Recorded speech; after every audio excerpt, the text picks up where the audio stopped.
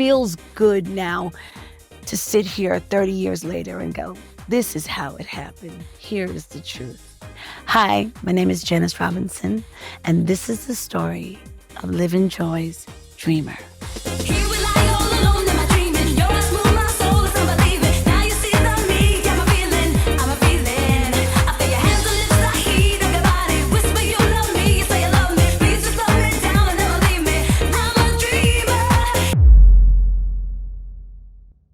Well, it all started in church, and I was 5 years old. My dad was the preacher of this amazing Baptist church, and I sang the 12 Days of Christmas, and I got to this big note, and I think it was like, 5 golden rings, and they all were like, ah, they were all going crazy. It did something to me in that moment that I was like, wow, if I just do this, it brings people joy, and that's where I started. I was fresh out of college. I was like 20, 21, and I just finished touring with New Kids on the Block. And the management that managed New Kids on the Block were managing Snap, and next thing I know, I was like on Soul Train, lip syncing to somebody else's voice, and then I went on tour and sang with a live band and did all of Snap records. And I'll never forget what that felt like. That was like I landed in a European group that had the biggest songs in the world at the time. Well, Snap brought me all around the world. I had made some friends in Greece, and I was in Greece, and then I moved over to Italy, and I ended up just staying there, and I ended up working with Joe T. Vannelli, and that's who I was working with as Janice Robinson. But then I had this amazing Italian boyfriend, Mauro, and he was friends with a DJ called Gianluca Venturi, and he was DJing at a club called Gioia, and that's how it started. He sat in the car with me, and he started playing me all these records that were happening in 1993. And I never forget, he played Show Me Love by Robin S. And he kept saying, we want something like this. We want to do something like this. And then he handed me a cassette with the music, like the piano of Dreamer. And I went over and met the Visnaldi brothers, and I met everybody. He was the vision behind it, and I was like, yo, you can't use my name, because I was signed to Joe T. Vannelli. I'll never forget. Those are words I'm like, why did I say that? But I was trying to honor my situation, and I was doing this as a favor. Livin' Joy was just a great name. It came out of the fact that I bring joy, and it came from the fact that they were working at a club called Gioia. Please just love me down, never leave me. Please just love me down, never leave me. I'm a dreamer. Oh, we the harmony. They gave me the track, and my roommate Gigi was visiting Italy. We got on a train in Milan back to Mestre, and she says, Janice, you gotta write that song. She said, what you gonna write about? I was like, girl, I don't know. I'm gonna write about love. And she was like, what? I said, nope, I'm gonna write about life. And then I had this little yellow Sony Walkman, and I put the cassette in, pressed play. I just started writing love, life, and laughter.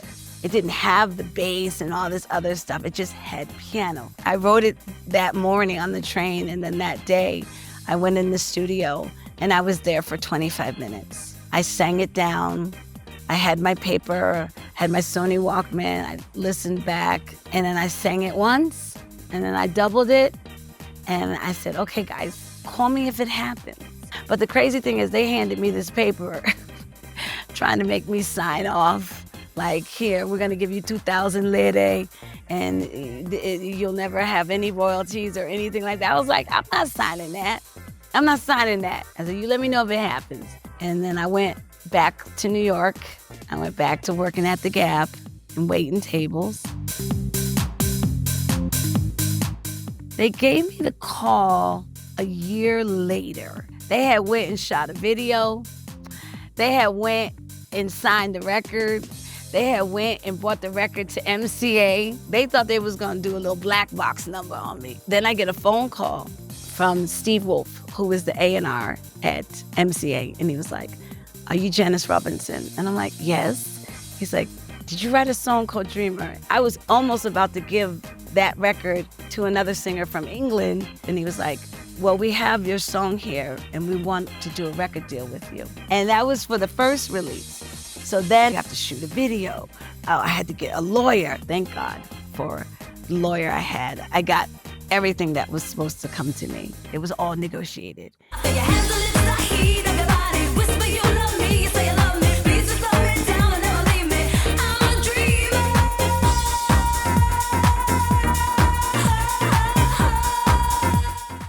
The reaction to Dreamer was surreal. I made a friend at the Billboard Dance Summit in San Francisco, Marcus Bishop, who worked at, I believe, 8 Ball Records.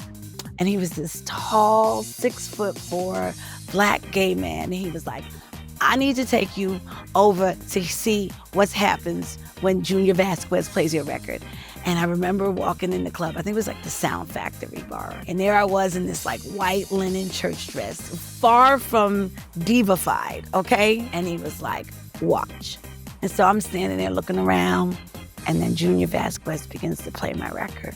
And it was like 3,000 gay men lost their minds. I couldn't believe the little girl from Garfield, New Jersey, you know, moving the crowd like that. It was just something about that lyric. It was something about the music. It moved people.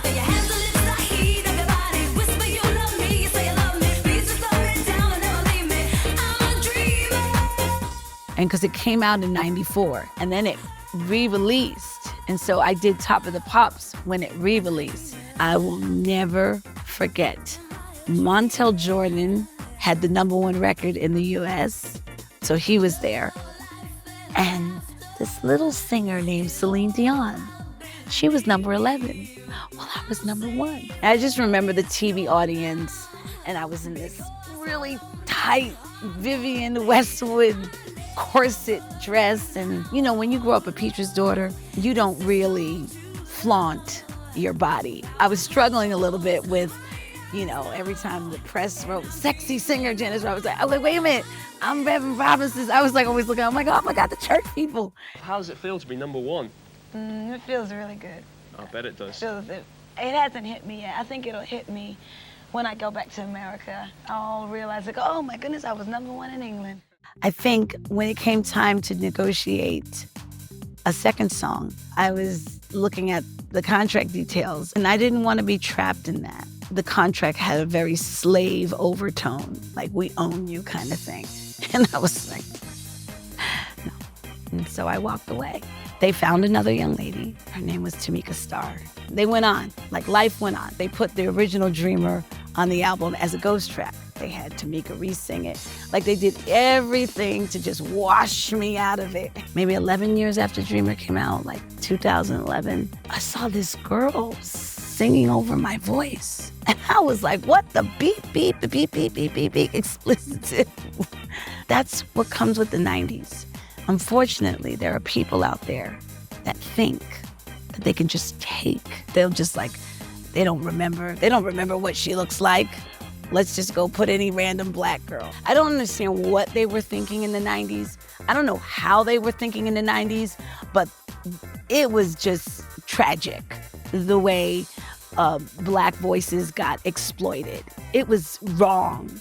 Then on that fateful day, 2018, I stepped on that X Factor stage because I wanted England to know my name. What brings you to the UK? It started with a song I wrote about 23 years ago. It's a song called Dreamer. Shall we have it, folks? Love to. Okay. I'm just gonna close my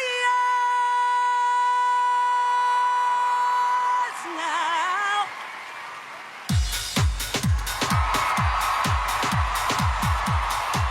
I'm a dreamer.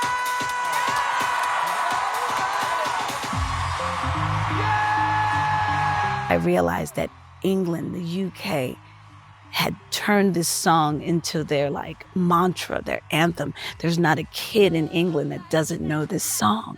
And I just thought, I guess I better let England know the truth. My name is Janis Robinson. I wrote that song you love.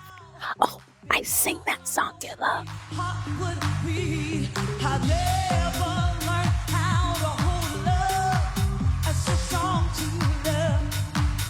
Now I close my eyes now, and I'm dreaming right away.